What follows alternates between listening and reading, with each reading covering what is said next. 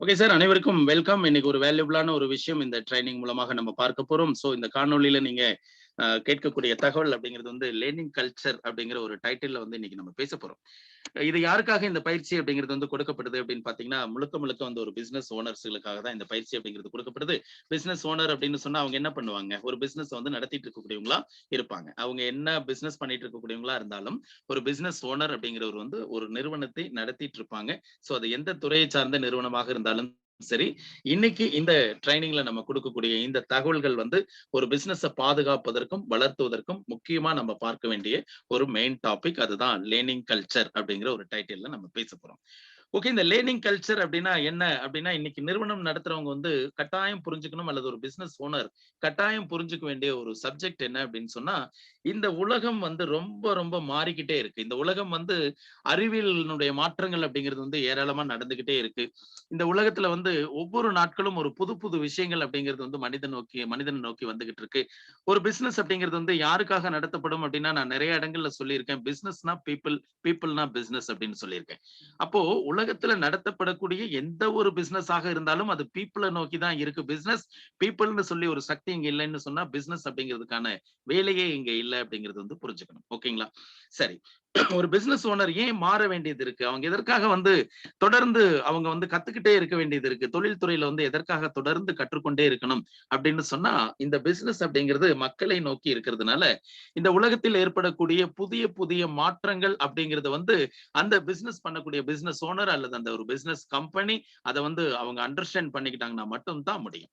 இன்னைக்கு நம்ம இருக்கக்கூடிய பிசினஸ்கள்ல வந்து பாருங்க, பழைய நடைமுறையில அந்த பிசினஸ் செயல்படுத்துறதா, அல்லது உலகம் இன்னைக்கு போய்கிட்டு இருக்கக்கூடிய டிஜிட்டல் இந்த மாதிரியான வாய்ப்புகள்ல வந்து அந்த பிசினஸ் நடத்துவதா அப்படிங்கிறதுல வந்து இந்த ரெண்டு தரப்பு சிந்தனைகளுக்குள்ள வந்து பாத்தீங்கன்னா ஒரு பெரிய இடைவெளி இருக்கும். அந்த இடைவெளியை அதிகரிக்க அதிகரிக்க வந்து பார்த்தீங்கன்னா, அந்த நிறுவனம் வந்து ஒரு உலக அரங்குல அல்லது ஒரு மார்க்கெட்ல வந்து அவங்க தோத்துக்கிட்டு இருக்காங்க அப்படிங்கிறத வந்து நம்ம புரிஞ்சுக்கணும் அப்படிங்கிறதுக்காக தான் மெயினா இந்த தகவல்களை வந்து நம்ம பிசினஸ் ஓனர்களுக்காக வந்து ஷேர் பண்றோம்.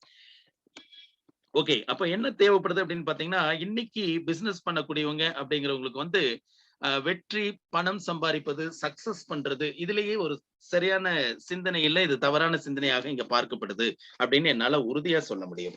ஏன் அப்படின்னு சொன்னா, பிசினஸ் பண்றவங்க எல்லாருமே ஒரு பணம் சம்பாதிக்கிறதுக்காக பிசினஸ் பண்றோம் அப்படிங்கறத நம்ம நினைச்சுக்கிட்டு இருக்கோம்.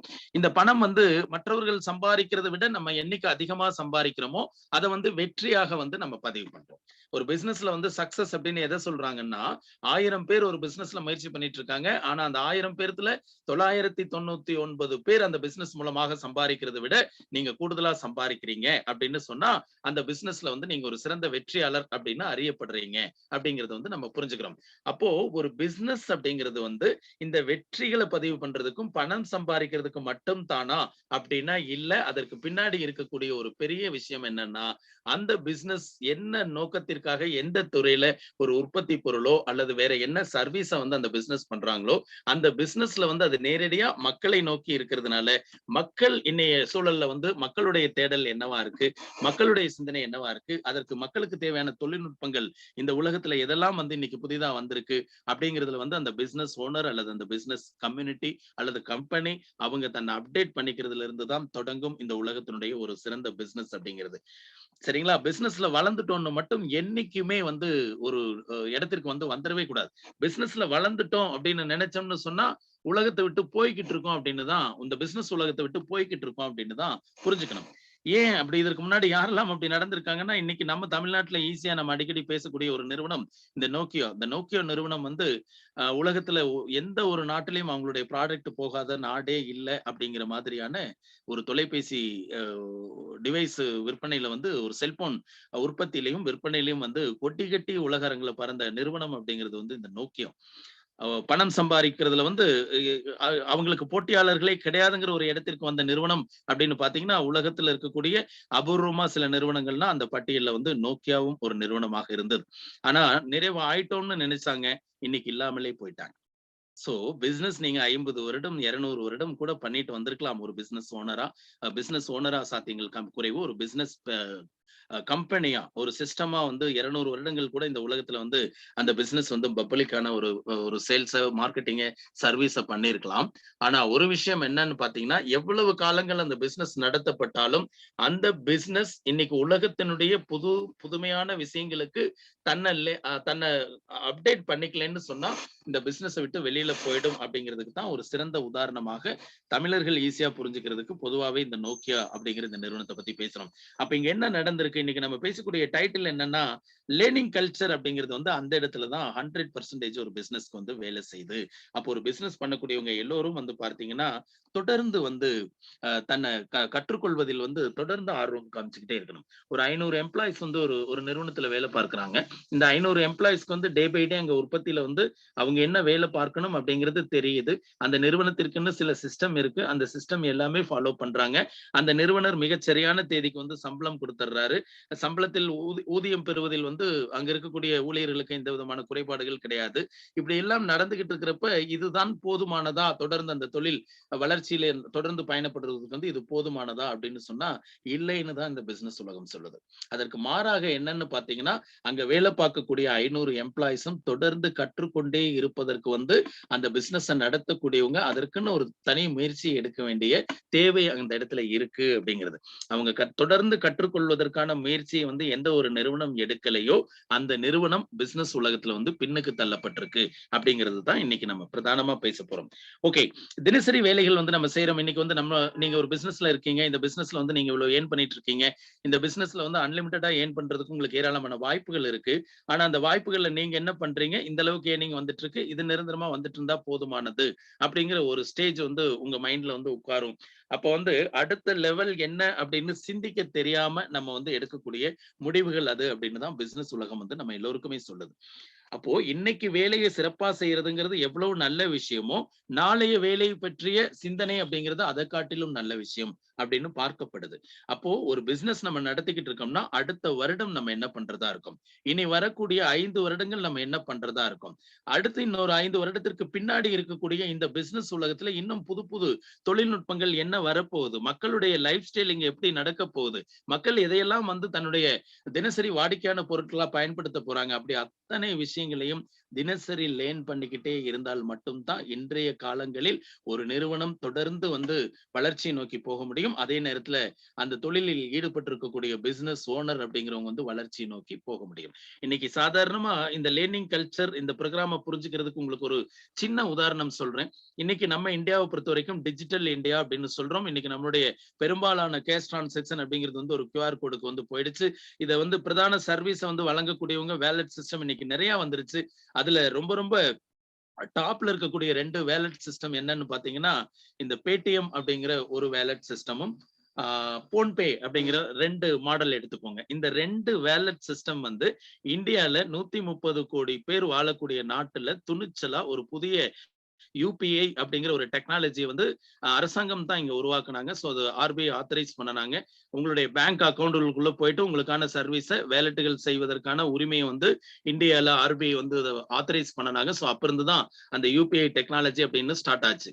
அந்த யூபிஐ டெக்னாலஜி ஸ்டார்ட் ஆனப்ப இந்தியால எவ்வளவு நிறுவனங்கள் இருக்கோ அதுல வந்து இதை வந்து தொழில் வாய்ப்பாக பார்த்து இன்றைக்கு ஒட்டுமொத்த இந்தியர்களுடைய பண பரிவர்த்தனை முறையை வந்து ஒரு பெரிய மாத்தி இருக்கக்கூடிய 2 பெரிய நிறுவனங்கள் தான் இந்த பேடிஎம், போன்பே.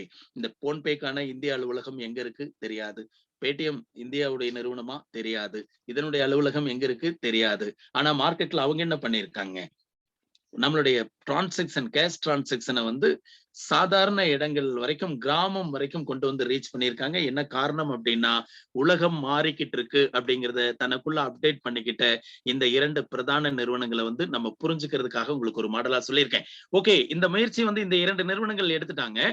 ஆனா மார்க்கெட்ல நடக்கக்கூடிய இன்னொரு வித்தியாசத்தை வந்து நீங்க கவனிங்க.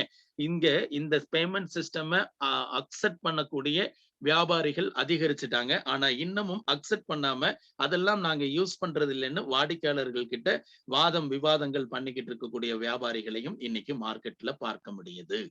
என்ன காரணம் அப்படின்னா, தன்னை அப்டேட் பண்ணிக்கிறதுக்கு அந்த கடை உரிமையாளர்கள் தயாரா இல்ல. அவங்க ஒரு கரெக்டா அவங்களுடைய நிறுவனத்தை நடத்திட்டு இருக்கோம்னு சொல்லி நம்புறாங்க. இந்த உலகம் எப்படி மாறிக்கிட்டு இருக்கு, அதற்கு நம்மளுடைய இந்த தொழில் ஸ்தாபனத்தையும் நம்ம மாற்றி அமைச்சுக்கணும் அப்படிங்கிறதுக்காக அவங்க முன்வராம இருக்காங்க. அல்லது அது அவசியம் இல்லைன்னு நினைக்கிறாங்க. ஒரு முறை வந்து எந்த ஒரு இன்னைக்கு இருக்கக்கூடிய டெக்னாலஜில உங்களுக்கு ஒரு பேமெண்ட் டிரான்சாக்ஷன் அக்செப்ட் பண்ணக்கூடிய ஒரு QR கோடு இல்லாத ஒரு கடைகள்ல வந்து நீங்க திரும்ப அடுத்த முறை வாடிக்கையாளரா அந்த கடைக்கு போவீங்களான்னா நீங்க போக மாட்டீங்க. ஏன்னா அந்த சர்வீஸ் பண்றதுக்கு இன்னைக்கு நிறைய கடை ஸ்தாபன உரிமையாளர்கள் வந்து முன் வந்துட்டாங்க. இன்னைக்கு சாதாரணமா ஒரு காய்கறி கடையில இருந்து இன்னைக்கு இந்தியால டிஜிட்டல்ல டிரான்சாக்ஷன் நடக்கு அப்படின்னு சொன்னா அந்த டிரான்சாக்ஷனுக்கு வந்து சப்போர்ட் பண்ணாம இருக்கக்கூடிய கடை வியாபாரிகள் கிட்ட அந்த வாடிக்கையாளர்கள் அப்படிங்கிறது வந்து போறது அப்படிங்கிறது வந்து குறைய தொடங்கிடும். சோ அந்த ஸ்தாபனம் அப்படிங்கிறது வந்து ஒரு குறிப்பிட்ட காலங்கள்ல வந்து பார்த்தீங்கன்னா இல்லாமலே போயிடும். சோ அதுதான் லேர்னிங் அப்படிங்கிறது. அப்ப லேர்னிங் கல்ச்சர் அப்படிங்கிறது வந்து பிசினஸ்ல ட்ரெடிஷனல் மார்க்கெட்ல இருக்கவங்களுக்கே அவ்வளவு முக்கியமானதா மாறுது. இந்த உலகத்துல பீப்புளை நோக்கி எந்த பிசினஸ் எல்லாம் எடுத்துட்டு வரப்படுதோ அத்தனை பிசினஸ்களுக்கும் அது அவசியமான ஒன்றாக மாறப்படுது. அப்படிங்கிறப்ப இன்னைக்கு நீங்க இருக்கக்கூடிய இந்த மார்க்கெட்டிங், சேல்ஸ் அண்ட் மார்க்கெட்டிங் அப்படிங்கிற துறையில நீங்க எவ்வளவு அட்வான்ஸா இருக்கணும் அப்படிங்கறது வந்து புரிஞ்சுக்கோங்க. ஏன்னா நேரடியா பப்ளிக்க போய் பார்த்து பப்ளிக் ஒரு சர்வீஸ் பண்ணக்கூடிய சேல்ஸ் அண்ட் மார்க்கெட்டிங் அப்படிங்கிற ஒரு பிசினஸ்ல இருந்து ஒரு பிசினஸ் ஓனரா நீங்க இந்த ட்ரைனிங்கை பார்க்கறீங்க அப்படின்னு சொன்னா இந்த லேர்னிங் கல்ச்சர் அப்படிங்கிறது எவ்வளவு முக்கியமானது அப்படிங்கிறது நீங்க புரிஞ்சுக்கணும். அதே நேரத்துல இந்த சேல்ஸ் அண்ட் மார்க்கெட்டிங்ல இன்னொரு விஷயம் நம்ம எல்லாருமே கவனிக்க தவறக்கூடிய ஒரு விஷயம் நான் உங்களுக்கு இப்ப அப்டேட் பண்றேன். இந்த ஒரு 500 பேர் உங்களுடைய ஒரு டீம் ஸ்ட்ரென்த் இருக்காங்க, அல்லது ஜஸ்ட் ஒரு 100 பேர் உங்களுடைய டீம் ஸ்ட்ரென்த் இருக்காங்க அப்படின்னு சொன்னா இந்த 100 பேர்கிட்ட இருந்து இந்த லேர்னிங் கல்ச்சர்ல முக்கியமான ஒரு பாயிண்ட் என்னன்னு பாத்தீங்கன்னா இந்த 100 பேரை ஒரு பிசினஸ் ஓனரா நீங்க எப்படி பார்க்கறீங்க அப்படிங்கிறது தான். இது 2 இடங்கள்லயும் பொருத்தி பார்த்துக்கலாம். சேல்ஸ் அண்ட் மார்க்கெட்டிங்ல இருக்கவங்களும் இதை வந்து உங்களுடைய டீம் பீப்புள் அப்படிங்கிற மாதிரி நீங்க பொருத்தி பார்த்துக்கலாம். ட்ரெடிஷனல் மார்க்கெட்ல ஒரு பிசினஸ் நிறுவனம் நீங்க நடத்திக்கிட்டு இருக்கீங்கன்னு சொன்னா உங்களுடைய எம்ப்ளாயிஸ் 100 பேர் அப்படின்னு நீங்க பொருத்தி பார்த்துக்கலாம். இந்த 2 தரப்புக்கும் இந்த பாயிண்ட் அப்படிங்கிறது வந்து மேஜர் பாயிண்ட். ஒரு பிசினஸ்ல வந்து லேர்னிங் கல்ச்சரை கடைபிடிக்கக்கூடிய எந்த ஒரு நிறுவனமும் இதுவரைக்கும் அதனுடைய பிசினஸ் கேரியர்ல வந்து தோத்து போனது கிடையாது. பின்னடைவுகள் அப்படிங்கிறது வந்து கிடையவே கிடையாது அப்படிங்கறத நம்ம புரிஞ்சுக்கணும். அதுல முக்கியமான விஷயம் என்னன்னா இந்த 100 டீம் பீப்புள் அல்லது எம்ப்ளாயிஸ், இந்த 100 எம்ப்ளாயிஸ் கிட்ட இருக்கக்கூடிய ஒரு பெர்ஃபார்மன்ஸ் அப்படிங்கிறது தான் இங்க பிரதானமா பார்க்கப்படும். இவரு இன்னைக்கு என்ன சேல்ஸ் ரிசல்ட் கொடுப்பாங்க, இன்னைக்கு இவரு என்ன சேல்ஸ் க்ளோசிங் கொடுப்பாங்க அப்படிங்கிறது தான் முக்கியம் மார்க்கெட்டிங், சேல்ஸ் அண்ட் மார்க்கெட்டிங்ல இருக்க செக்டார்ல. இதே வந்து ஒரு ப்ராடக்ட் ஒரு ப்ரொடக்ஷன் பண்ணக்கூடிய ஒரு கம்பெனில வந்து எப்படி பார்க்கப்படும் அப்படின்னா இன்னைக்கு எவ்வளவு நம்பர் ஆஃப் யூனிட் வந்து ஒரு ஷிப்ட்ல வந்து இந்த எம்ப்ளாய் கரெக்டா வந்து பண்ணுவாங்க அப்படிங்கறதெல்லாம் எதுல வருதுங்க, பெர்ஃபார்மன்ஸ்ல வருது. அவர் இதை வந்து சரியா செய்வாரு அப்படிங்கிறது மட்டும் தான் இங்க வந்து பார்க்கப்படுது. ஆனா இந்த பிசினஸ் அப்படிங்கிற இந்த லேர்னிங் கல்ச்சர் அப்படிங்கிற இந்த சப்ஜெக்ட், இந்த பாடம் நமக்கு என்ன சொல்லி கொடுக்குது அப்படின்னு பார்த்தீங்கன்னா எங்கேயும் வந்து 100 டீம் பீப்புள் கிட்டயோ அல்லது 100 எம்ப்ளாயிஸ் கிட்டயோ அவங்களுடைய பெர்ஃபார்மன்ஸ் பார்க்காதீங்க, அவங்களுடைய பொட்டன்சியல் பாருங்க அப்படின்னு சொல்றாங்க. ஒரு பெர்ஃபார்மன்ஸுக்கும் பொட்டன்சியலுக்கும் என்ன வித்தியாசம் அப்படின்னு பார்த்தீங்கன்னா அதுல மறைந்திருக்கக்கூடிய ஒரு பெரிய ஆச்சரியமான உண்மை என்ன அப்படின்னா இன்னைக்கு நான் ஒரு டீம் பீப்புளா இருக்கேன், ஒரு எம்ப்ளாயா இருக்கேன், எனக்கு வந்து ஒரு 100 யூனிட் வந்து இன்னைக்கு சேல்ஸ் பண்ணிட முடியும், அல்லது ஒரு 100 யூனிட்டை வந்து என்னால உற்பத்தி பண்ணிட முடியும் அப்படிங்கிறது என்னுடைய பெர்ஃபார்மன்ஸ். மற்றவங்க செய்யறதை விட ஒரு பெஸ்ட்டை நான் கொடுக்கணும்னு நினைக்கிறேன்னா ஒரு 100 யூனிட்டுகளை வந்து நான் தயார்படுத்துறது அல்லது 100 யூனிட் வந்து சேல்ஸ் க்ளோஸ் பண்றது அப்படிங்கிறது என்னுடைய பெர்ஃபார்மன்ஸ் அப்படிங்கிறதுக்கு வந்து ஒரு எல்லை வந்து தீர்மானிக்கப்பட்டிருக்கும். அந்த இடத்துல எந்த ஒரு தனி மனிதன் கிட்ட பெர்ஃபார்மன்ஸ் மட்டும் போக்கஸ் பண்ணீங்கன்னு சொன்னா அங்க ஒரு எல்லை அப்படிங்கிறது வந்து வகுக்கப்பட்டுரும். அந்த எல்லையை தாண்டி அந்த சம்பந்தப்பட்ட டீம் பீப்புளோ எம்ப்ளாயோ போக வேண்டிய அவசியம் இல்லாம இருக்கும். அப்படி அவசியம் இல்லைன்னு சொன்னா அந்த நிறுவனம் வளர்வது அப்படிங்கிறது வந்து ஒரு ஸ்டேஜ்ல கேள்விக்குறியா மாறிடும். அதற்கு மாறாக வந்து இந்த லேர்னிங் கல்ச்சர் உலகத்துக்கு பிசினஸ் ஓனர்களுக்கு என்ன கத்துக் கொடுக்குது அப்படின்னு பார்த்தீங்கன்னா பொட்டன்சியலை வந்து பார்க்க சொல்றாங்க. இன்னைக்கு 100 யூனிட்டை வந்து சேல்ஸ் பண்ணக்கூடிய இந்த கெப்பாசிட்டியா இருக்கக்கூடியவரு இந்த கேரியர்ல அடுத்து அவரு என்ன ஜம்ப் பண்ணணும், அதற்கான தகுதிகள் அவர்கிட்ட என்ன இருக்கு, அவருக்குள்ள என்ன ஆற்றல்கள் இருக்கு, அதை வந்து அடையாளம் கண்டு அதை வெளியில எடுத்துட்டு வர்றதுதான் அவர்கிட்ட இருக்கக்கூடிய ஒரு பொட்டன்சியல் அப்படிங்கிறது வந்து பார்க்கிறோம். பொதுவா இன்னைக்கு நிறுவனங்கள் எல்லாமே செய்யக்கூடிய பிரதான தவறுகள், பிசினஸ் ஓனர்ஸ் எல்லாருமே செய்யக்கூடிய ஒரு பிரதான தவறு என்னவா இருக்குன்னா என்கிட்ட 100 எம்ப்ளாய் இருக்காங்க, 100 டீம் பீப்புள் இருக்காங்க, இந்த 100 டீம் பீப்புளுடைய பெர்ஃபார்மன்ஸ் இந்த அளவுக்கு நான் கொண்டு வந்திருக்கேன், இது எனக்கு என்னுடைய கம்பெனியை பொறுத்த வரைக்கும் ஒரு பெஸ்ட் ரிசல்ட் நான் உருவாக்கி கொண்டு வந்திருக்கேன் அப்படின்னு இங்க ஒரு நிறைவு அப்படின்னு ஒரு விஷயம் பிசினஸ்ல பார்க்க தொடங்கிட்டோம் அப்படின்னு சொன்னா அது தப்பு. எப்பவும் இருக்கக்கூடிய அந்த 100 எம்ப்ளாயிஸ் அல்லது 100 டீம் பீப்புள் அவங்க கிட்ட இருக்கக்கூடிய அந்த பொட்டன்சியல் ஸ்ட்ரென்த் என்னவோ அதை வெளியில எடுத்துட்டு வர்றதுதான் ஒரு பிசினஸ் ஓனருடைய வேலை. அந்த வேலையை எந்த கம்பெனி செஞ்சிருக்கோ அல்லது எந்த பிசினஸ் ஓனர் செஞ்சிருக்காங்களோ அந்த வேலைகள் இதுவரைக்கும் உலகத்துல வந்து பின்னடைவை யாருக்குமே ஏற்படுத்தினது இல்ல. அந்த பிசினஸ் தொடர்ந்து வளர்ந்துட்டு இருக்கு அப்படின்னு 100% வந்து சொல்லிட முடியும். இந்த லேர்னிங் கல்ச்சர்ல நம்ம முக்கியமா கவனிக்க வேண்டிய ஒண்ணு, இந்த உலகம் ஒவ்வொரு நாளும் புதிதா மாறிட்டு இருக்கு. அந்த மாறிட்டு இருக்கக்கூடிய வாய்ப்புகளை வந்து பயன்படுத்த தவறணும். இன்னைக்கு நம்ம பண்ணிட்டு இருக்கக்கூடிய பிசினஸ் இன்னைக்கு நிறைவா இருக்கு, இவ்வளவு பேர் ஜாயின் பண்ணிட்டு இருக்காங்க, இவ்வளவு பேருக்கு வந்து பேமெண்ட் டிஸ்ட்ரிபியூஷன் நடந்துட்டு இருக்கு, இதுவெல்லாம் ஓகேவா அப்படின்னு சொன்னா இந்த டிஜிட்டல் உலகத்துக்கு தன்னை அப்டேட் பண்ணிக்கலன்னு சொன்னா அந்த நிறுவனம் தோத்து போயிரும் அப்படிங்கறத வந்து நம்ம நல்லா அண்டர்ஸ்டாண்ட் பண்ணிக்கணும். இப்ப இங்க இருக்கக்கூடிய எம்ப்ளாயிஸ் வந்து ஒரு கம்பெனி இருக்குன்னா அந்த கம்பெனியுடைய வேலைகளை எம்ப்ளாயிஸ் புரிஞ்சிருக்காங்க, அல்லது ஒரு நெட்வொர்க் சிஸ்டம் இருக்குன்னு சொன்னா அந்த நெட்வொர்க் சிஸ்டம்ல தனக்கு என்ன வேலை அப்படிங்கறது வந்து புரிஞ்சிருக்காங்க அப்படிங்கிறது மட்டும் ஒரு நெட்வொர்க் சிஸ்டம் வளர்த்துருமா அப்படின்னு சொன்னா இந்த லேர்னிங் கல்ச்சர் வந்து இல்லைன்னு பதில் சொல்லுது. அதற்கு மாறாக என்ன தேவைப்படுதுங்க அந்த இடத்துல, இன்னைக்கு உலகம் எதை நோக்கி போய்கிட்டு இருக்கோ, இன்னைக்கு உலகம் எந்த தொழில்நுட்பத்துல செயல்பட்டுக்கிட்டு இருக்கோ அந்த தொழில்நுட்பங்களை அப்டேட் பண்ணிக்காத கம்பெனிகள் அப்படிங்கிறது வந்து இன்னைக்கு உலகத்துல இல்லை அப்படின்னு சொல்றாங்க. இன்னைக்கு சேல்ஸ் அண்ட் மார்க்கெட்டிங்ல சோசியல் மீடியாவுடைய பங்கு ரொம்ப அதிகமா இருக்கு. சோசியல் மீடியாவை எதற்காக நம்ம பயன்படுத்துறோம் கொஞ்சம் யோசிச்சு பாருங்க. எங்கேயோ இருந்து உலகத்தினுடைய செல்வந்தன் பட்டியலில் இருக்கக்கூடிய வாரன் பப்பட்ட பகிர்ந்துக்கிறதுக்கு நீங்க என்ன பிசினஸ் மேன் அப்படிங்கிறது வந்து உங்களுக்குள்ள ஒரு கேள்வி கேட்டுக்கோங்க. நீங்க என்ன பிசினஸ் ஓனர் அப்படிங்கிறது உங்களுக்குள்ள ஒரு கேள்வி கேட்டுக்கோங்க. உலகத்தினுடைய வெற்றியாளர்கள் அப்படிங்கிறவங்க எப்பவுமே நமக்கு ரோல் மாடல் தான். உலகத்தினுடைய வெற்றியாளர்கள் வாழ்க்கையில இருந்து நம்ம படிப்பினைகளை எடுத்துக்கொண்டு முன்னேறுவது அப்படிங்கிறது வந்து எல்லோருக்கும் அவசியமான ஒண்ணுதான். ஆனா அதை மட்டுமே முழுமையாக சோசியல் மீடியால பயன்படுத்தக்கூடிய ஒரு பிசினஸ் ஓனராகவோ அல்லது ஒரு நிறுவனமாகவோ நீங்க இருந்தீங்கன்னா 100% தோத்துருவீங்க அப்படின்னு என்னால உறுதியா சொல்ல முடியும். எதற்காக இவ்வளவு அழுத்தம் திருத்தமாக சொல்றேன் அப்படின்னு சொன்னா, இன்னைக்கு ஒரு பிசினஸ் ஓனர் அல்லது ஒரு பிசினஸ் கம்பெனி தன்னை தொழில வந்து மக்கள் கிட்ட ரொம்ப ஈஸியா கொண்டு போய் சேர்ப்பதற்கு வந்து இன்னைக்கு இருக்கக்கூடிய டிஜிட்டல் டெக்னாலஜி அவ்வளவு பெரிய வாய்ப்பா இந்த உலகத்துல மாறி இருக்கு. அதுவும் இந்தியா மாதிரி அதிகம் பெரிய மார்க்கெட் ஸ்பேஸ் இருக்கக்கூடிய 130 கோடி மக்கள் பாப்புலேஷன் இருக்கக்கூடிய ஒரு பெரிய தேசத்துல எல்லாம் வந்து பார்த்தீங்கன்னு சொன்னா ஒவ்வொருத்தரையும் நேரடியா போய் பார்த்து ஒரு சேல்ஸ் அண்ட் மார்க்கெட்டிங்ல நீங்க ஜெயிக்கிறத காட்டிலும் இன்னைக்கு இருக்கக்கூடிய இந்த டிஜிட்டலுடைய சப்போர்ட் அப்படிங்கறத எடுக்கிறதுக்கு வந்து நீங்க முன் வரணும். என்கிட்ட நிறைய பேர் சொல்லுவாங்க, சார் அந்த நேர்ல ஃபேஸ் டு ஃபேஸ் பார்த்து பேசுறதுல இருக்கக்கூடிய ஒரு விஷயம் அது வந்து வேற மாதிரி சார் அப்படிம்பாங்க.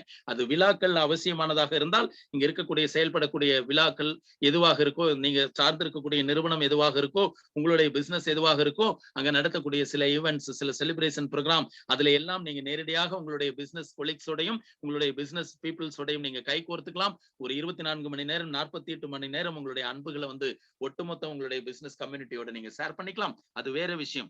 ஆனா இன்னைக்கு உலகம் எதை நோக்கி போய்கிட்டு இருக்கு, இன்னைக்கு ஆன்லைன்ல இன்னைக்கு ரீட்டைல் மார்க்கெட் அப்படிங்கிறது இந்தியால எவ்வளவு பெரிய மார்க்கெட் அப்படிங்கிறது உங்களுக்கு நல்லாவே தெரியும். நான் நிறைய இடங்கள்ல அதை சொல்லியிருக்கேன். இன்னைக்கு அந்த ரீட்டைல் மார்க்கெட்டிங்ல இருந்த ஒரு மரபை ஒட்டச்சு நம்ம முன்னாடி இன்னைக்கு நிக்கக்கூடிய ஒரு பெரிய நிறுவனம் அமெரிக்கால இருந்து ஒருத்தன் வந்து இங்க செஞ்சுட்டு போயிட்டான். அமேசான் அப்படிங்கிற ஒரு நிறுவனம்.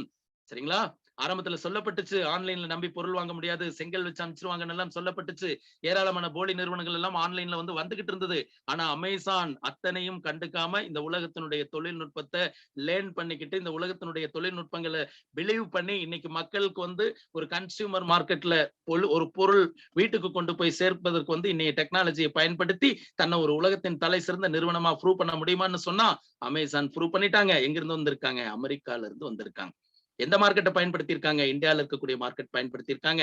அப்போ இந்த லேர்னிங் கல்ச்சர் நம்ம எல்லோருக்கும் உணர்த்துவது என்னன்னு பார்த்தீங்கன்னா, ஒரு பிசினஸ் ஓனர் அப்படிங்கிறவங்களுக்கு வந்து இதுவரைக்கும் செஞ்சுட்டு இருக்கக்கூடிய வேலை போதும் அப்படிங்கிறது என்னைக்குமே கிடையாது. அதுல இருந்து கற்றுக்கொள்ளணும் அப்படிங்கிறது. இப்ப மெயினான ஒரு இடத்துக்கு நான் வர்றேன். இந்த பிசினஸ்க்கான ட்ரைனிங் போர்ஷன்ல வந்து இன்னைக்கு நம்ம ஒரு 50 பீப்புள் இங்க இருக்கோம்னு சொன்னா நம்மளுடைய பிசினஸ்ல இருக்கக்கூடிய உங்களுடைய எண்ணிக்கை அதிகமா இருக்குன்னு சொன்னா இந்த லேர்ன் பண்ணாதவங்க பின்னுக்கு போயிடுவாங்க. யார் தொடர்ந்து வாழ்க்கையில கத்துக்கிட்டே இருக்கணும்னு நினைக்கிறாங்களோ அவங்களுடைய வெற்றியை இந்த உலகத்தினுடைய எந்த சக்தியாலும் அவங்க கிட்ட இருந்து பிரிச்சிட முடியாது அப்படிங்கிற ஒரு பெரிய உண்மையை வந்து இந்த நேரத்துல வந்து நம்ம தெரிஞ்சுக்கணும் கட்டாயம்.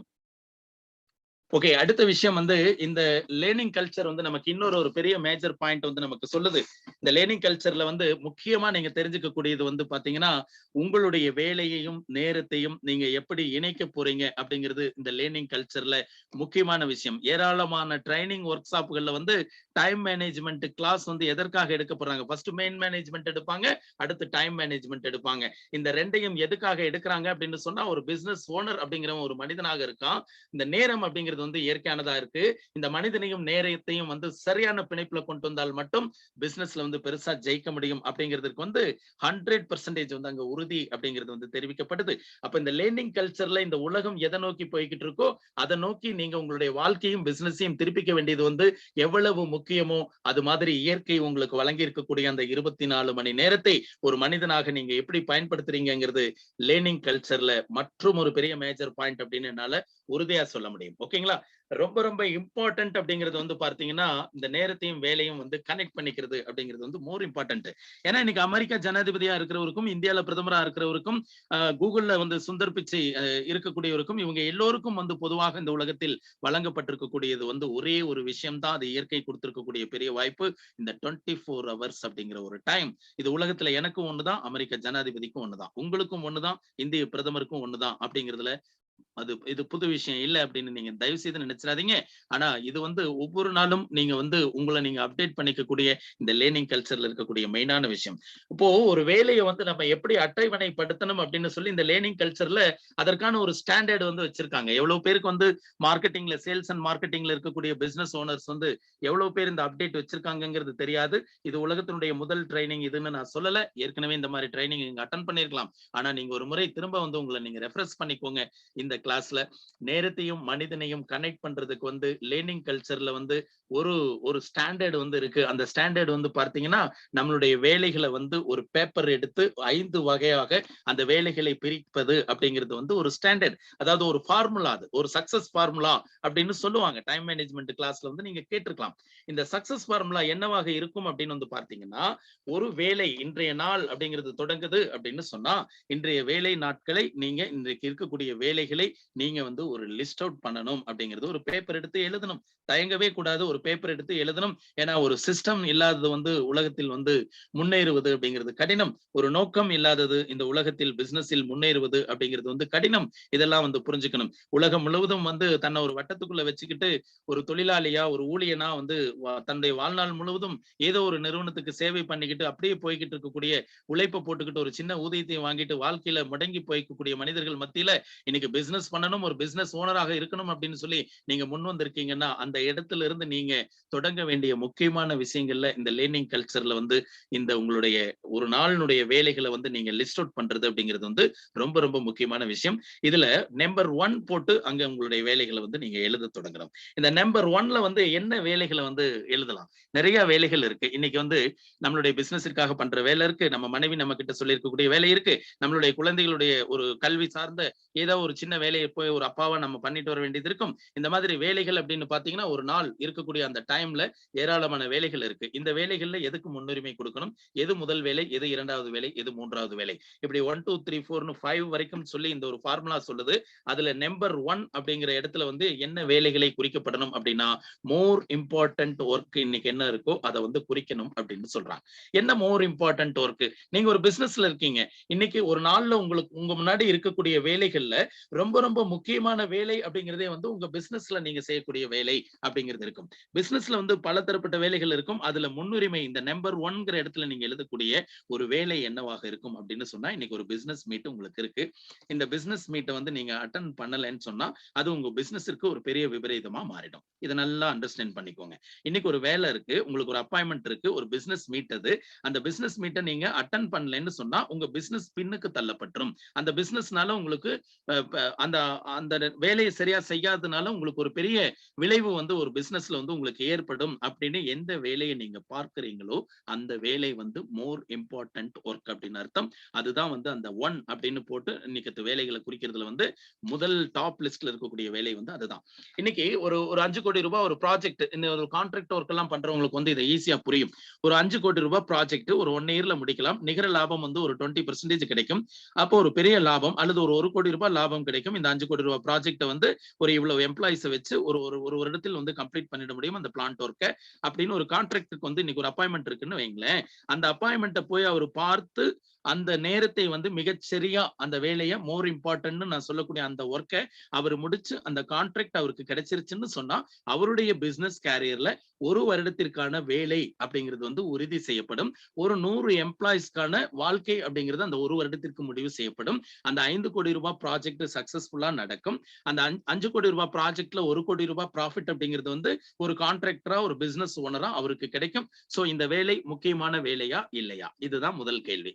அப்போ இந்த உங்களுடைய வேலைகளுடைய பட்டியல்ல முதல் சேர்க்க வேண்டியது, நான் ஒரு எக்ஸாம்பிள் தான் சொல்லியிருக்கேன். உங்களுக்கு இன்னைக்கு இருக்கக்கூடிய வேலைகள் பல தரப்பட்ட வேலைகள் இருக்கும். அதுல உங்களுடைய பிசினஸ்க்கான வேலை, அதுல மோர் இம்பார்ட்டன்ட் ஒர்க் என்ன அப்படிங்கறது வந்து நீங்க நம்பர் 1 அப்படிங்கிற இடத்துல இருந்து எழுதணும். இப்ப நீங்க பிசினஸிற்காக ஒரு சேல்ஸ் க்ளோஸ் பண்றதுக்காக இன்னைக்கு போறீங்க. இந்த சேல்ஸ் க்ளோஸ் பண்றதுல வந்து அது நடக்கலைன்னா ஒன்னும் உங்க பிசினஸுக்கு எந்த பெரிய விபரீதம் நடந்துராது. ஆனா நான் சொன்ன இந்த ஃபர்ஸ்ட் நம்பர் மோர் இம்பார்ட்டன்ட் ஒர்க்கை வந்து நீங்க சரியா நீங்க அந்த டைமுக்கு போய் பண்ணலன்னு சொன்னா அந்த கான்ட்ராக்ட் இன்னொருத்தருக்கு போயிடும். சோ நீங்க தொழில ஒரு பெரிய லாபத்தை இழப்பீங்க. ஒரு வருடத்திற்கான உங்களுடைய பிசினஸ் தேவையை இழப்பீங்க. 100 எம்ப்ளாயிஸ்க்கு வேலை கொடுக்க முடியாத ஒரு கான்ட்ராக்டரா ஒரு பிசினஸ் ஓனரா நீங்க மாறிடுவீங்க.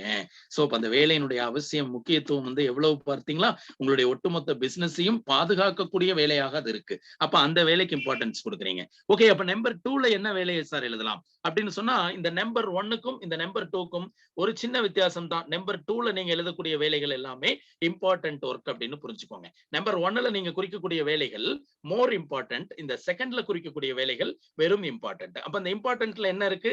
இன்னைக்கு உங்க பிசினஸ் வந்து ரெகுலரா உங்க பிசினஸ்க்குன்னு சொல்லி ஒரு வேலை இருக்கு.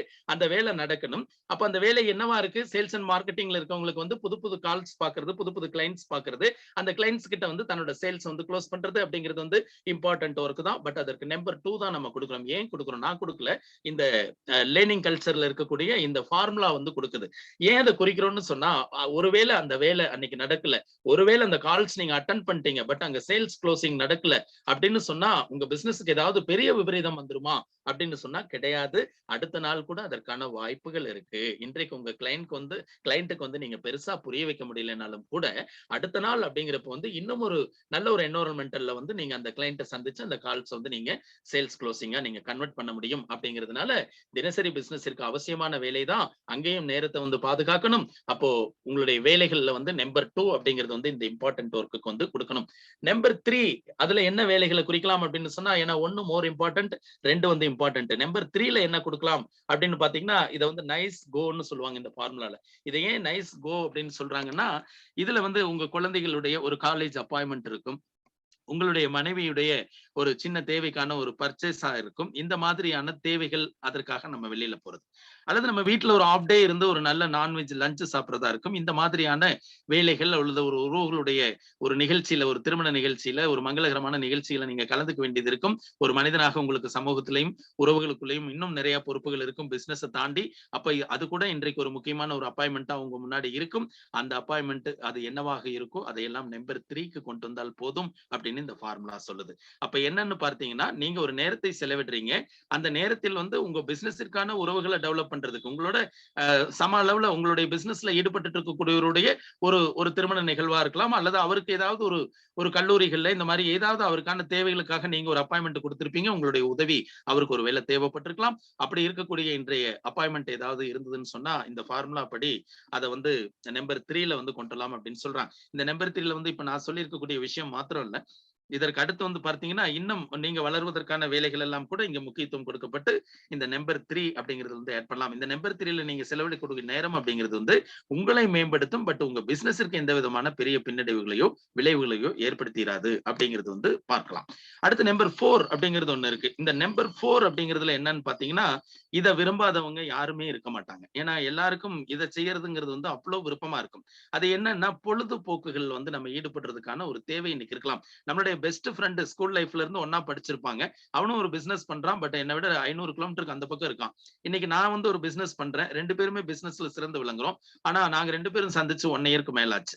அப்ப இன்னைக்கு வந்து ஒரு அப்பாயின்மெண்ட் ஈவினிங் போட்டிருக்கு. அவனோட வந்து நான் ஒரு ஒரு கிளப்ல வந்து எங்களுடைய மீட்டிங் இருக்கு, அல்லது ஒரு ஹோட்டல்ல வந்து நானும் அவனும் சந்திக்க போறோம் அப்படிங்கிறது வந்து ஒரு ஒரு உங்க மனதை வந்து மகிழ்ச்சி படுத்தக்கூடிய ஒரு வேலையாக அது இருக்கும்.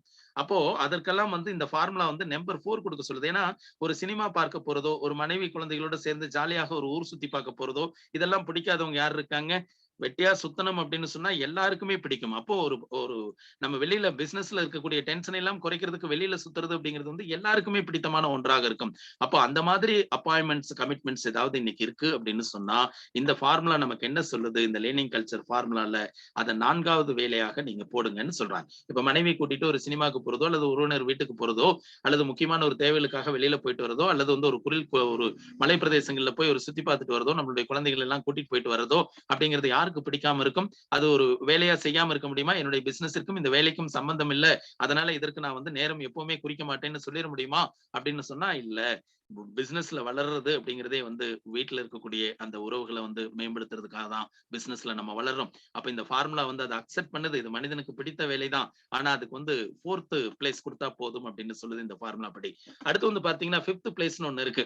5வது எண்ணிற்கான வேலைகளை நீங்க என்னவாக அங்க குறிக்க போறீங்க அப்படின்னு சொன்னா, அந்த வேலை அப்படிங்கிறது வந்து எலிமெண்ட் அப்படின்னு சொல்றாங்க. அந்த வேலையை வந்து எந்த வேலையை வந்து நீங்க கட்டாயம் செய்யக்கூடாதுன்னு இருக்கோ அந்த வேலையை வந்து 5ஆம் இடத்துல இந்த ஃபார்முலா உங்களை வேலை அட்டவணையில குறிக்க சொல்றாங்க. என்ன வேலை செய்யக்கூடாத வேலையா இருக்கும்? உங்களை கவுத்துறதுக்கான ஒரு அப்பாயின்மெண்ட் இருக்கும். உங்களை ஒருத்தர் சந்திக்கிறேன்னு சொல்லுவாரு, ஆனா உங்களை சந்திச்சா உங்க நடை உடை பாவனை, உங்களுடைய ஃபேஸ் ரியாக்ஷன், நீங்க போட்டிருக்கக்கூடிய ட்ரெஸ், இது முதல் கொண்டு மிக பெரிய ஒரு பொறாமையா பார்ப்பாங்க. உங்களை அழிப்பதற்கு என்னென்ன வேலைகள் செய்யணுமோ அத்தனையும் உங்க சந்திப்பில் மூலமாக உங்களிடம் வந்து சகஜமாக பேச்சு கொடுத்து உங்களுடைய உள்ளத்திலிருந்தோ அல்லது வாயிலிருந்தோ என்ன வார்த்தைகள் வருதோ அந்த வார்த்தைகள் எல்லாம் எடுத்துட்டு போயிட்டு மார்க்கெட்ல பெரிய ஒரு நெகட்டிவ கிரியேட் பண்ணி, நான் அவரை மீட் பண்ணேன், அப்படிதான் இருக்காராமா, எனக்கு பார்த்தேன் கேட்டேன் அப்படின்னு சொல்லி உங்களை பற்றிய ஒரு பெரிய அவதூறுகளை வந்து நீங்க எது உங்களுக்கான பிசினஸிற்கான மார்க்கெட்டா இருக்கோ, சேல்ஸ் அண்ட் மார்க்கெட்டிங்ல அங்க உங்களுக்கான ஒரு பெரிய ஒரு நெகட்டிவ கிரியேட் பண்ணி உங்களை பிசினஸ்ல வந்து பின்னுக்கு தள்ள பார்க்கக்கூடிய ஒரு அப்பாயின்மெண்ட் இருக்கலாம், வேலையாகவும் இருக்கலாம். அந்த வேலைகளை எல்லாம் வந்து நீங்க அந்த வேலை பட்டியல்கள்ல இருந்து எடுத்துறணும் அப்படின்னு சொல்றாங்க. அப்ப எந்த வேலையை உங்களுடைய தினசரி வேலையாக நீங்க பார்க்க கூடாது அப்படின்னு சொன்னா, நெகட்டிவ் வைப்ரேஷன் இருக்கக்கூடிய எந்த உயிர் நண்பனாக இருந்தாலும் அவனை சந்திக்கக்கூடிய ஒரு தேவை இன்னைக்கு இருக்கு அப்படின்னு சொன்னா, அந்த சந்திப்பே வேண்டான்னு சொல்லுது இந்த ஃபார்முலா. நல்லா புரிஞ்சுக்கோங்க. முதல் இருக்கக்கூடிய அந்த நம்பர் 1ல நீங்க குறிக்கக்கூடிய வேலையில நீங்க சூப்பரா அதை வந்து பண்ணிடுறீங்க. ஒரு மணி துளி கூட வீணடிக்காம உங்களுக்கான மோர் இம்பார்ட்டன்ட் ஒர்க் என்னவோ அதை 100% நீங்க சக்சஸ் பண்ணிடுறீங்க. சோ அதுல நீங்க ரொம்ப ரொம்ப கரெக்டா இருந்திருக்கீங்க. அதே மாதிரி நம்பர் 2, ஒரு பிசினஸ்ல தினசரி வேலைகள் என்னவா இருக்கோ அந்த வேலைகளையும் மிகச்சரியான நேரத்திற்கு ஒரு மணித்துளி கூட வீணடிக்காம நீங்க செஞ்சிருக்க போறீங்க. சோ அதுலயும் குட். நீங்க வீட்டிலையும் போதுமான நேரம் கொடுத்திருக்கீங்க, உங்களுடைய உறவுகளுக்கு போதுமான நேரம் கொடுத்திருக்கீங்க. ஒரு பிசினஸ்ல வந்து சக பிசினஸ்ல இருக்கக்கூடியவங்களுக்கோ அல்லது டீம்ல இருக்கக்கூடிய பீப்புளுக்காகவோ அவங்களுக்கு செய்யக்கூடிய உதவிகள், அவங்கள வளர்ப்பதற்கு நீங்க நேரம் எடுத்துக்கிறது அப்படிங்கிறது, இது எல்லாத்துலயும் நீங்க சிறப்பா செயல்பட்டு இருக்கீங்க. இந்த அடுத்தவர்களை வளர்ப்பது அப்படிங்கிறதுல வந்து ஒரு சின்ன பாயிண்ட் மட்டும் சொல்லிடுறேன். இது வந்து நான் எந்த இடத்துல சொல்லியிருந்தேன் அப்படின்னு பாத்தீங்கன்னா, நம்பர் 3ல வந்து உங்களுடைய வேலைகளை வந்து குறிக்க சொல்லியிருந்தேன். இப்ப நீங்க இன்னைக்கு ரொம்ப ரொம்ப ஒரு பெரிய அப்பாயின்மெண்ட் ஒண்ணு இருக்கு, நீங்க வந்து அதற்கு அவைலபிள் இல்ல, உங்களுக்கு அதற்கான நேரம் இல்லாம இருக்கு. அது ரொம்ப இம்பார்ட்டன்டானா இல்ல, நம்மளுடைய வேலை அட்டவணையில வந்து அது நம்பர் 3ல தான் வந்து நோட் பண்ணப்பட்டிருக்கு. அப்போ உங்க இடத்துல அந்த வேலையை யார் வேணாலும் செய்யலாம் அப்படிங்கிற மாதிரியான ஒரு வேலை தான் அந்த நம்பர் 3ல வந்து நீங்க பிளேஸ் பண்ணிருக்கீங்க. அப்ப நீங்க முன் வந்து என்ன செய்யணும் அப்படின்னா, நாளைக்கு அந்த வேலையை பார்த்துருவோம், இன்னைக்கு எனக்கு நேரம் இல்ல அப்படின்னு மட்டும் சொல்லக்கூடாதுன்னு டைம் மேனேஜ்மெண்ட் சொல்லுது. நாளைக்குங்கிறது ஒண்ணும் உலகத்துல இல்லவே இல்லைன்னு தான் பிசினஸ்ல இருக்கக்கூடியவங்க எல்லாருமே புரிஞ்சுக்கணும். நாளைங்கிறது யார் கையில இருக்கு? யாருக்கு தெரியும்? நாளைங்கிறது கிடையாதுன்னு நம்புறவன் தான் பிசினஸ் ஓனர் அப்படின்னு சொல்றாங்க. அப்போ இந்த இடத்துல நம்ம என்ன ஒரு வேறுபாட்டை புரிஞ்சுக்கணும் அப்படின்னு சொன்னா, நீங்க அந்த நம்பர் 3ல நோட் பண்ணியிருக்கக்கூடிய இன்றைய வேலைகள் எதுவாக இருக்கு அப்படின்னு சொன்னா, அந்த வேலையை நாளைக்குன்னு சொல்லி போஸ்ட்போன் பண்றதை விட, உங்களுக்கு அடுத்து தகுதி வாய்ந்தவங்க யார் உங்களோட இருக்காங்களோ அவங்க கிட்ட அந்த வேலையை நீங்க ஒப்படைக்கணும். அவங்க அந்த வேலையை உங்களை காட்டிலும் திறம்பட செய்வதற்கான ஒரு வாய்ப்பை நீங்க உருவாக்கி கொடுக்கணும். அப்படி வாய்ப்பை நீங்க உருவாக்கி கொடுக்கிறப்போ ஒரு பிசினஸ்ல இருந்து மிகச்சிறந்த திறன் மிக்கவர்களை வந்து அடையாளம் கண்டு அவர்களுக்கான வாய்ப்பு சரியான நேரங்களில் வழங்கப்படுமே. ஆனால் அவங்க பெரிய அளவுல வளர்றப்ப வந்து நீங்க எந்த பிசினஸ்ல வளர்ச்சியை நோக்கி நீங்க ஒத்தை மனிதனா போராடுறீங்களோ அந்த வளர்ச்சியை உங்களோடு பயணப்படுறவங்க வந்து கொடுத்துருவாங்க அப்படிங்கிறது தான் அந்த நம்பர் 3ல இருக்கக்கூடிய ஒரு வேலை அப்படிங்கிறதையும் இந்த ஃபார்முலா ரொம்ப அழுத்தம் திருத்தமா சொல்லுது. அப்போ மற்ற மற்றவர்களை உருவாக்குவதிலும் நம்ம நேரத்தை ஸ்பெண்ட் பண்ணணும் அப்படின்னு சொல்லுது. ஓகே, இந்த 1 2 3 4 இந்த 4ல என்னென்ன ஸ்டாண்டர்ட் இருக்கோ வேலை அட்டவணையில அதையெல்லாம் நீங்க சிறப்பா செஞ்சிடுறீங்க. சோ பிசினஸ்ல சிறப்பாவே இருக்கீங்க. ஆனா அந்த நம்பர் 5ல இருக்கக்கூடிய அந்த வேலை அப்படிங்கிறது இன்னைக்கு இந்த நபர் உன்னுடைய நெகட்டிவ் வந்து என்னையோ அல்லது என்னோட பயணிச்சுட்டு இருக்கக்கூடிய என்னுடைய பிசினஸ் டீமையோ அல்லது என்னுடைய தொழில் நிறுவனத்தையோ என்னுடைய வியாபாரத்தையோ பாதிக்கும்னு சொன்னா அந்த வேலையை வந்து ரெட் மார்க்ல அடிச்சிருங்க. அது வேலையே கிடையாதுன்னு இந்த ஃபார்முலா சொல்லுது. சோ அந்த நம்பர் 4ல வந்து எவ்வளவு விழிப்புணர்வு நமக்கு இருக்கோ, அதுல எவ்வளவு ஆத்மார்த்தமா நம்ம வந்து செயல்படுறோமோ, அது மாதிரி இந்த 5ஆம் நம்பர்ல இருக்கக்கூடிய அந்த வேலை அட்டவணை மேல உங்களுக்கு ஒரு தனி கவனம் அப்படிங்கிறது இருக்கணும். இது ரொம்ப ரொம்ப முக்கியம். ஏன்னா அந்த நபர்கள் வந்து நீங்க 6 வருடம் 7 வருடம் 10 வருடம் நீங்க கட்டமைச்ச ஒரு நல்ல நல்ல விஷயங்களை கூட ஒண்ணுமில்லாத விஷயமாக உங்ககிட்ட மாத்தி அமைச்சிட்டு போயிடுவாங்க.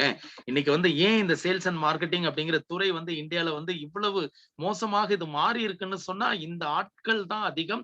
இந்த சந்திப்புகள் தான் இந்த துறையை வந்து புரட்டி போடக்கூடிய ஒரு துறையாக இருக்கு. உலகத்துல பாருங்க, ஒவ்வொரு துறைகள்லயும் அந்த துறைகளை வளர்த்தெடுப்பதற்கு வந்து எத்தனை பேர் ஆத்மார்த்தமா இருக்காங்க. ஆனா இன்னைக்கு அதை காட்டிலும் ஒரு பெரிய வீரியம் நிறைந்த ஒரு துறைன்னு சொன்னா இன்னைக்கு பிசினஸ் ஓனரா இந்த சேல்ஸ் அண்ட் மார்க்கெட்டிங்ல அவ்வளவு வாய்ப்புகள் இந்த உலகத்துல இருக்கு. ஆனா அதை பயன்படுத்தணும் அப்படின்னு சொன்னா இந்த மாதிரியான நபர்களை சந்திப்பது, இந்த மாதிரி வேலைகளை வந்து ஒரு வேலையாக செய்யுது. அவர் வேற பிசினஸ்ல தான் இருக்காரு. அந்த சந்திக்கிறதுனால நீங்க அவருடைய ஒரு பெரிய நேரம் இழப்பு இருக்கு பாருங்க. அந்த இழப்பு அப்படிங்கிறது வந்து உங்களுடைய பிசினஸ் கேரியரை வந்து பதம் பாத்துரும் அப்படிங்கறத மறந்துடக்கூடாது. சோ இந்த ஃபார்முலா அப்படிங்கிறது வந்து உலகத்திற்கு, பிசினஸ் உலகத்திற்கு பொதுவான ஒரு ஃபார்முலா தான். இன்னைக்கு நம்ம புதுசா இந்த ஃபார்முலாவை சொல்லல. இது ஏற்கனவே வந்து லேர்னிங் கல்ச்சர்ல கடைபிடிக்கப்பட்டு இருக்கக்கூடிய ஒரு ஃபார்முலா. அப்ப இந்த லேர்னிங் கல்ச்சர்ல நம்ம என்ன பார்த்திருக்கோம் அப்படின்னா, வெற்றி, பணம் இதை பற்றிய ஒரு சரியான சிந்தனை நம்ம கிட்ட இல்லைன்னு சொன்னா பிசினஸ்ல நம்ம வளர மாட்டோம் அப்படிங்கறத புரிஞ்சுக்கணும். பணம் மட்டும் இங்க பிசினஸ் கிடையாது. பிசினஸ் வந்து உலகத்தினுடைய அத்தனை வளர்ச்சிகளையும் தொடர்ந்து கற்றுக்கொண்டு இருப்பதில் தான் ஒரு பிசினஸை வளர்த்த முடியுமே ஒழிய, ஒரு பணம் சம்பாதிப்பதனால் மட்டும், ஒரு சில வெற்றிகளை பதிவு பண்றதுனால மட்டும் அது நிரந்தர பிசினஸிற்கான வெற்றியை வந்து கொடுத்துறாது அப்படின்னு தான் இந்த லேர்னிங் கல்ச்சர் சொல்லுது. இதை வந்து பாயிண்ட் நம்பர் 1 பார்த்திருக்கோம். 2வது வந்து பாத்தீங்கன்னா, அடுத்த லெவல் என்னன்னு சிந்திக்க தெரியலன்னு சொன்னா இந்த லேர்னிங் கல்ச்சர் என்ன சொல்லுதுன்னா, ஒரு பிசினஸ் ஓனரா நீங்க வளர முடியாது அப்படின்னு சொல்லுது.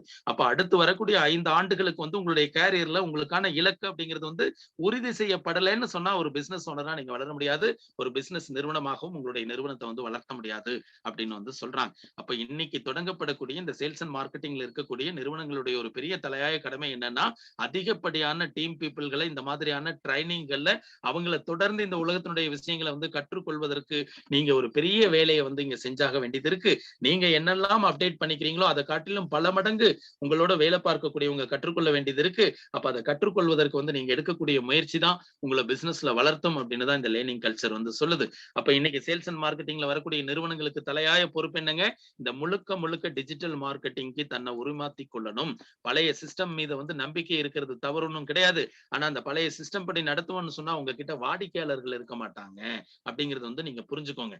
ஏன்னா வாடிக்கையாளர்கள் மாறிட்டாங்க. நீங்க நிறுவனத்தின் மேல ஏதோ ஒரு அசைக்க முடியாத ஒரு நம்பிக்கையை வச்சிருக்கீங்க. என்னுடைய நிறுவனத்திற்கு இது போதும், இங்க மக்கள் இதுக்கு சப்போர்ட் பண்ணிட்டு தான் இருக்காங்கன்னா உங்ககிட்ட இருக்கக்கூடிய அந்த குறைந்தபட்ச மக்கள் தான் உங்களுடைய நிரந்தர வாடிக்கையாளரா இருந்துட்டு இருப்பாங்க. இந்த உலகத்துல வந்து ரொம்ப அட்வான்ஸா போய்கிட்டு இருக்கக்கூடிய மக்கள் உங்க நிறுவனத்துக்கு வாடிக்கையாளரா வந்துருவாங்களா, உங்க பிசினஸ்க்கு வாடிக்கையாளர்களா வந்துருவாங்கன்னா வருவதற்கான வாய்ப்பே கிடையாது. சோ அதனால இன்னைக்கு சேல்ஸ் அண்ட் மார்க்கெட்டிங்ல இருக்கக்கூடிய எந்த நிறுவனமா இருந்தாலும் சரி, எந்த நிறுவனத்தினுடைய பிசினஸ் ஓனராக இருந்தாலும் சரி, இன்றைய உலகம் இன்னைக்கு சோசியல் மீடியாவை எப்படி பயன்படுத்துதோ, இன்றைய உலகம் இந்த டிஜிட்டல் உலகத்தை எப்படி பயன்படுத்துதோ அந்த பயன்பாட்டிற்கு நீங்க உங்களை லேர்ன் பண்ணிக்கலன்னு சொன்னா அந்த இடத்துல நீங்க பிசினஸ்ல பின்னுக்கு போயிடுவீங்க அப்படிங்கறது வந்து இந்த லேர்னிங் கல்ச்சர் அப்படிங்கிறது வந்து நமக்கு சொல்லியிருக்கு.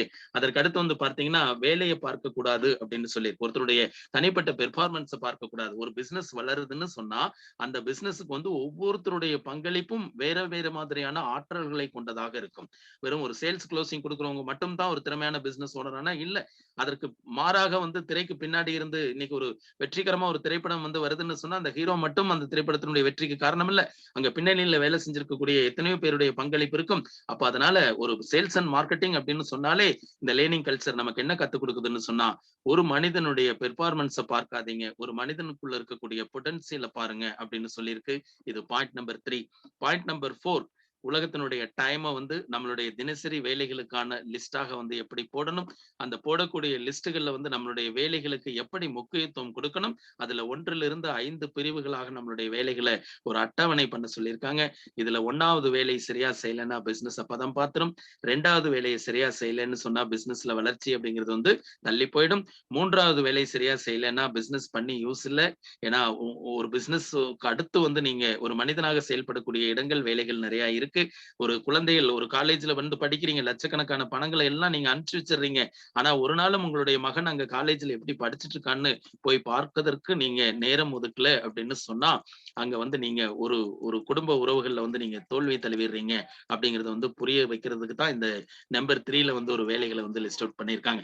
நம்பர் 4 நம்ம கூட இருக்கக்கூடியவங்களை நம்ம உருவாக்கி கொடுப்பதற்கும் வேலைகளை மேலும் சிறப்பா செய்வதற்கும் ஆன வேலைகளை வந்து குறிக்க சொல்லியிருக்காங்க. நம்பர் 4ல. நம்பர் 5ல அந்த வேலையை தயவு செய்து கைவிட்டுருங்கன்னு சொல்லியிருக்காங்க. அப்படி ஏதாவது ஒரு வேலை உங்களுக்கு விருப்பம் இல்லாம ஒண்ணு வந்திருந்ததுன்னு சொன்னா அந்த வேலையை கைவிட்டுருன்னு சொல்லியிருக்காங்க. சோ நேரத்தையும் மனிதனையும் கனெக்ட் பண்ணி பிசினஸ் ஓனராக பிசினஸ் வளர்த்துவதற்கு இருக்கக்கூடிய ஒரு டைம் மேனேஜ்மெண்ட்ல இருக்கக்கூடிய ஒரு ஸ்டாண்டர்ட் ஃபார்முலா அப்படிங்கிறது தான் இந்த 1 to 5 அப்படிங்கிற ஒரு ஃபார்முலா.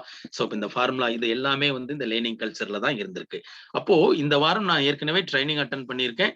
அடுத்த வாரம் ட்ரைனிங் எனக்கு தேவையில்லை. ஏன்னா அந்த வாரமே எனக்கு போதுமான டாபிக் கிடைச்சிருச்சு அப்படிங்கிறது உலகத்தில் கற்றுக்கொள்ளக்கூடிய விஷயங்களை பொறுத்த வரைக்கும் வந்து பார்த்தீங்கன்னு சொன்னா அதற்கு ஒரு நாளும் வந்து முடிவு நிறைவு அப்படிங்கிறது கிடையாது. தொடர்ந்து கத்துக்கிட்டே இருக்கணும். ஏன்னா உலகம் மாறிக்கிட்டு இருக்குங்கிறதுனால அது அவசியமாகுது. நம்ம ஏதோ ஒரு ஒரு பெரிய கொடுமைக்குள்ள நம்மளை தள்ளிக்கணும் அப்படிங்கிறதுக்காக இந்த வார்த்தைகள் எல்லாம் சொல்லப்படுறது இல்ல. உலகம் தினசரி மாறிட்டு இருக்கிறதுனால நீங்க போன ஆண்டு நீங்க பிசினஸ்ல என்ன கத்துக்கிட்டு வச்சிருக்கீங்களோ அந்த அப்டேட் இந்த ஆண்டிற்கு போதுமா அப்படின்னா போதாது அப்படின்னு தான் பிசினஸ் உலகம் பதில் சொல்லுது. ஏன்னா உலகம் மாறிட்டு இருக்கு, உலகத்தினுடைய டெக்னாலஜிக்கு மாறிக்கிட்டு இருக்கு. அப்ப அந்த டெக்னாலஜிக்கெல்லாம் தன்னை அப்டேட் பண்ணிக்கிறதன் மூலமாக ஒரு பிசினஸ் ஓனரா நீங்க ஒரு லாங் கோல் வச்சு உங்களுடைய கனவுகளை அடையக்கூடிய, நாம இந்த ப்ரோக்ராம தொடங்குறப்ப பேசியிருந்தோம், நம்ம தமிழ் மண்ணில இருந்து இந்த உலகத்தில் வரலாற்று பதிவுகளை ஏற்படுத்தின சில வெற்றியாளர்கள் பத்தி பேசணும். அந்த வெற்றியாளர்கள் எல்லாம் வந்து பார்த்தீங்கன்னா இன்னைக்கு நம்ம பேசிட்டு இருந்த இந்த ஏதோ ஒரு விஷயத்தை வந்து கடைபிடிச்சிருக்கக்கூடியவங்களா இருப்பாங்க. வாய்ப்புகளை வந்து பயன்படுத்தக்கூடியவங்களா இருப்பாங்க ஒரு பிசினஸ்ல. அதே நேரத்துல ஒரு ஸ்டேஜ் வரைக்கும் வந்ததுக்கு அப்புறம் வாய்ப்புகளை உருவாக்கக்கூடியவங்களா இருக்கணும். வாய்ப்பை பயன்படுத்துறதுல மட்டும் புத்தி சாதுரியம் இருந்தால் பத்தாது. சில நேரங்கள்ல வந்து அந்த பயன்படுத்தப்பட்ட வாய்ப்புகள்ல வந்து ஒரு பின்னடைவுகள் ஏற்படுறப்ப ஒரு புதிய வாய்ப்பை உருவாக்கக்கூடிய அளவிற்கும் நம்ம உயரணும் அப்படிங்கிறது தான் நம்ம உலக அரங்குல வந்து பெரிய டாப் ஏர்னரா வர முடியும். உலக அரங்குல வந்து பப்ளிக்கு பெருசா சர்வீஸ் பண்ணிட முடியும். ஒரு ஸ்டாண்டர்டான பிசினஸ் வந்து இந்த உலகத்துக்கு வந்து நம்ம வழங்க முடியும். அதே நேரத்துல ஒரு லாங் ஜேர்னி, ஒரு 1000 குடும்பங்கள் இன்னைக்கு நான் என்னுடைய ஆற்றல், என்னுடைய சிந்தனை, நான் இந்த தொழிலை வந்து இவ்வளவு மக்கள் கிட்ட எடுத்துட்டு போயிருக்கேன். இந்த தொழில்னால இன்னைக்கு ஒரு 1000 குடும்பங்கள் வந்து நிம்மதியா வாழ்ந்துட்டு இருக்காங்க அப்படிங்கிற ஒரு இடத்திற்கெல்லாம் வந்து இந்த சமூகத்திற்கு நீங்க பண்ணணும் அப்படின்னு சொன்னா நீங்க வளரணும். ஒரு பக்கம் அது ரொம்ப ரொம்ப முக்கியம். அதுல காம்ப்ரமைஸே பண்ணிக்க முடியாது. ஆனா உங்க வளர்ச்சிக்கு பின்னாடி ஒரு தனி மனிதனுடைய அழிவு கூட ஏற்பட்டுறக்கூடாது அப்படிங்கிறது பிசினஸ்ல ரொம்ப முக்கியம். பிசினஸ்ல எவ்வளவு நெறிகள் வந்து நடத்தப்படுதோ, ஒரு பிசினஸ்ல வந்து நெறிகள் எவ்வளவு கவனிச்சு பார்க்கப்படுதோ அந்த நெறிகள் வந்து அந்த பிசினஸை வளர்த்துவதற்கு வந்து உங்களுக்கு அதற்கான வாய்ப்புகளை எல்லாம் மிக சிறப்பான வாய்ப்புகளாக உருவாக்கி கொடுக்கும் அப்படின்னு தான் பிசினஸுக்கு பின்னாடி இருக்கக்கூடிய அறம், ஒரு தனி மனிதனுடைய வாழ்க்கைக்கு பின்னாடி இருக்கக்கூடிய அறம், இதை எல்லா இடங்கள்லயும் நீங்க வந்து உபயோகப்படுத்தக்கூடிய ஒரு சிறந்த பிசினஸ் ஓனராக நீங்க இந்த உலகத்தில் வளம் வரணும்னு சொல்லி உங்களுக்கான இந்த பயிற்சியில் கலந்து கொண்ட உங்கள் அத்தனை பேருக்கும் ஒரு பெரிய பெரிய வாழ்த்துக்களை இந்த நேரத்தில் தெரியப்படுத்திட்டு அடுத்த வாரம் மீண்டும் ஒரு புதிய பயிற்சியோடு உங்களை சந்திக்கிறேன். உங்கள் அன்பு நண்பன் ரஹமத். தேங்க்யூ. Bye bye.